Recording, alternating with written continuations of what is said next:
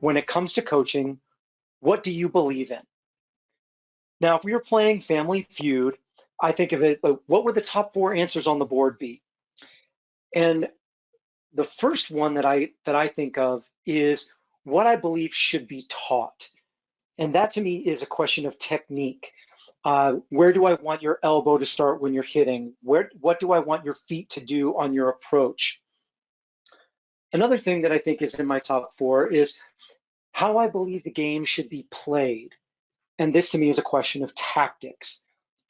Are we going to run a 6-2? Are we going to run a 5-1? Are we going to play perimeter rotation defense? Another one of my top four is how I believe skills should be taught. This is a question to me of methodology. Am I going to teach whole, part, whole? Am I going to use random practice versus block practice? Questions like that.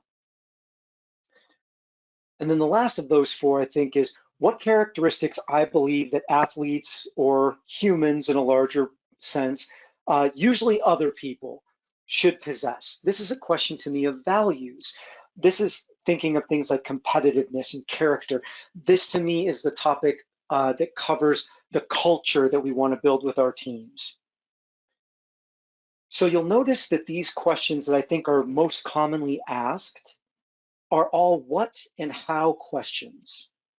And as I said, I believe that there are two halves of our coaching philosophy. And so whether we realize it or not, those what and how questions are external factors. They're things that happen outside of us.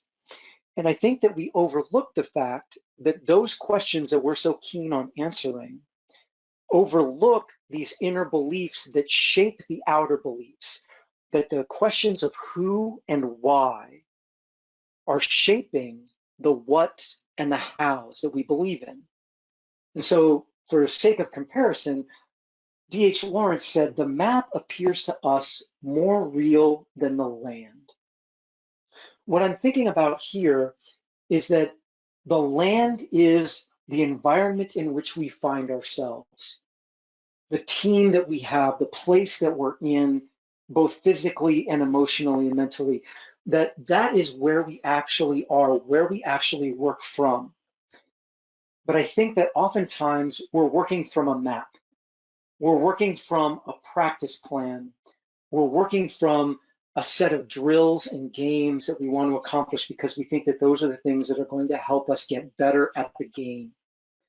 And so I want us to think about the comparisons between the maps that we're looking at and the land that we are actually on. So how do we go about evaluating this land in which we find ourselves? Well, I talked about who and why. And one of the very popular questions right now, I think, or statements is this know your why. And if you Google that statement, you're going to come up with posts from places like Forbes and Huffington Post, from motivational speakers like Simon Sinek and John Gordon.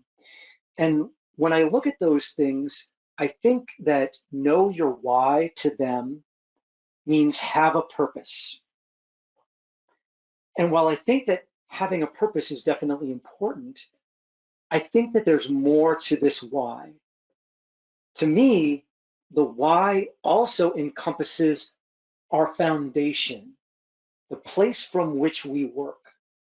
And so I think that foundation and purpose are certainly related, but I do not think that one supplants the other. And so if we're going to talk about whys, I want to share with you my why. And I want to share with you how did I begin to formulate that why.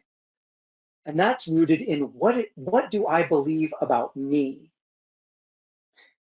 And so I want to encourage you to think about what of this resonates with you and what doesn't.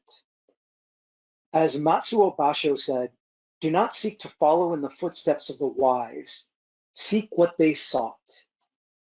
So rather than take any ideas of mine that you may like, I encourage you to think about what is it about those ideas that you like? Why are they important to you?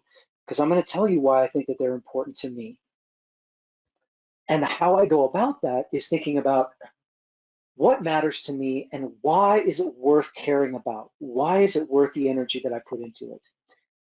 In the language of our founding fathers, I want to think about, why do I hold these truths that I'm holding up to be self-evident? Why are they so obvious and clear and important to me?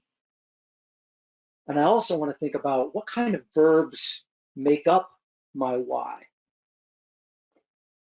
So for me, one way of formulating my why is to say, I want to inspire coaches to become mindful, purposeful, and proactive in their coaching and help them create and develop the tools to do so. And here are the verbs that are in my why then: inspire, become, help, create, develop. These words mean a lot to me. These resonate strongly with me. What it's saying to me is that I believe that the power and the potential lies in the people that I work with. It's not something that I give to them. It's something that I help them dig out of themselves, something that I help them discover within themselves. Now, that's a really nice statement. And I want people to recognize that that statement didn't just appear from the ether as it is. I didn't just write this up out of nowhere. It's a product of a great deal of study, a great deal of introspection. And for me, one of the things that drove that introspection is this from Bob Dylan. He said, the highest purpose of art is to inspire. What else can you do? What else can you do for anyone but inspire them? In my career as a coach, at some point, coaching a sport became less important to me than coaching a person. Sport gave me the chance to coach a person, and I wanted that person to be able to see in themselves a little bit of what I saw in them. So I'd like you to think for a moment about the role of inspiration in your coaching. How important is inspiration for you? Does it play a similar role as it does for me? What does inspiration look like for you?